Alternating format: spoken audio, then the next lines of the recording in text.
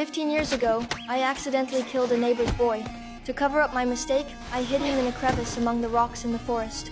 Soon after, the police received a missing persons report. They first investigated the river, then organized nearby residents for a thorough search of the forest. I quietly followed behind the crowd, constantly observing their movements.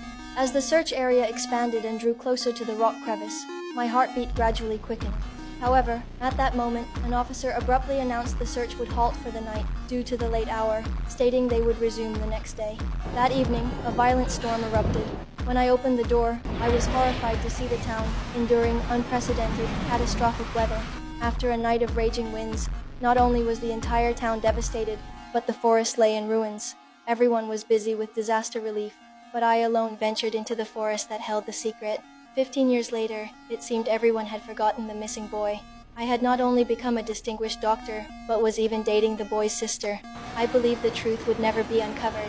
However, the government suddenly decided to redevelop the forest.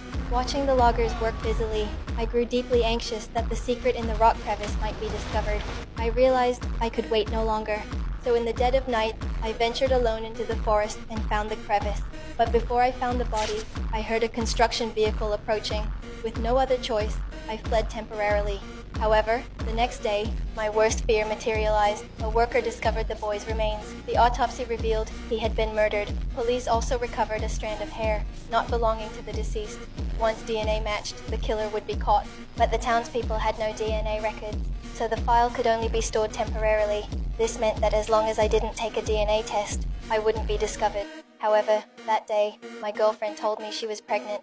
I thought it couldn't be mine, so she suggested a DNA test. To avoid being found by the police, I had no choice but to marry her.